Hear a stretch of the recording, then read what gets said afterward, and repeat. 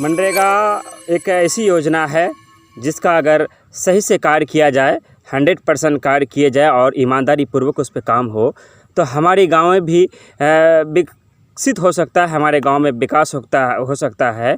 गड्ढानुमा हमारा गांव, कीचड़ में वाला हमारा गांव भी लंदन जैसा बन सकता है, हमारे गांव पेरिस जैसा बन सकता है, बशर्ते ये है कि मनरेगा की योजना पर सही से काम हो, ईमानदारी पूर्वक काम हो। लेकिन मनरेगा के अधिकतर कामों में घोटाले होते हैं और बड़े पैमाने पर घोटाले होते हैं और इस घोटाले के पैमाना में कोई अकेला नहीं है। हमारे प्रतिनिधियों से लेकर पदाधिकारियों तक की मिली भगत इसमें होती है।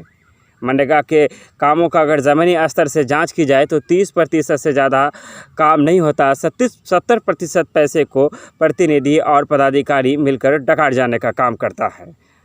इस पर कब काम होगा, इस पर कब सही होगा? मनरेगा जब सरकार लेकर आई थी तो इसलिए लेकर आई थी कि मनरेगा में से गांव का विकास होगा और उन लोगों को रोज़गार मिलेगा जो बेरोज़गार हैं। लेकिन मनरेगा में घोटाले के पीछे एक कारण सरकार की भी कहीं ना कहीं कमी है, क्योंकि घोटाला करना मजबूरी बन जाती है। जहाँ लोगों से काम किया जाना चाहिए, मज़दूरों से काम किया जाता है, वहाँ ट्रैक्टर और जेसीबी मशीनों से काम कराया जाता है। ये एक तरह से घोटाला के लिए भी किया जाता है, तो एक तरह से प्रतिनिधियों की मजबूरी भी है। सरकार एक तरफ मजदूरी देना चाहती है, एक तरफ बेरोज़गारों को मनरेगा के तहत रोज़गार देने का काम करता है। एक तरफ सरकार कहती है अगर आपको बेरोज़गार है तो आवेदन करें, मनरेगा में रोज़गार पाने के लिए आप कैसे आवेदन कर सकते हैं, मैंने इस पर वीडियो बनाया है, आप देख सकते हैं। लेकिन सरकार ने उसका जो पैसा तय कर रखा है 198 रुपया प्रतिदिन के हिसाब से मनरेगा की मजदूरी तय रखा है। आप इस बात पर विचार कर सकते हैं, इस बात पर आप राय कायम कर सकते हैं कि क्या 198 रुपया प्रतिदिन पर कौन होगा जो काम करना चाहेगा। तो प्रतिनिधियों की मजबूरी ये हो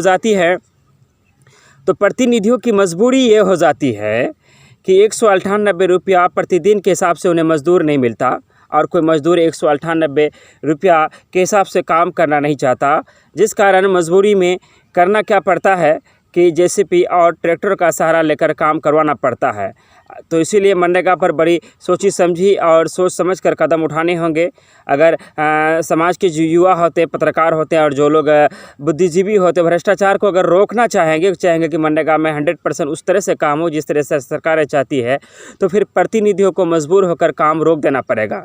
क्योंकि मुझे नहीं लगता कि अगर आप टॉर्च जलाकर भी ढूंढने का काम करेंगे तो 198 के हिसाब से आपको कोई मजदूर मिलने वाले हैं, नहीं मिल सकते। तो इसलिए प्रतिनिधि भी क्या करें, मरता क्या नहीं करता।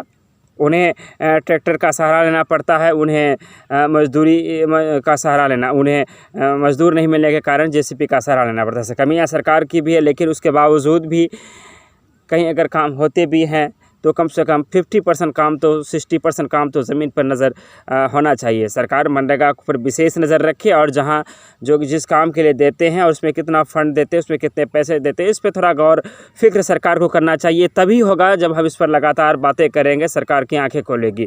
क्योंकि आज प्रतिनिधि और पदाधिकारियों की मिलीभगत से जिस पैसे को लूटा जा रहा है वो पैसा उनके जेब की नहीं है, वो पैसा हमारी है, वो पैसा आपकी है, हमारे टैक्स के पैसे से सरकार चलती है। आज मैं मनरेगा पर बात कर रहा था, मैंने जल जीवन हरियाली और भी कई योजना पर मैंने बात किया है। मैं इस तरह से निरंतर लगातार योजना पर बात करता रहूँगा। अगर आप हमारे चैनल पर नए हैं तो चैनल को सब्सक्राइब जरूर करें।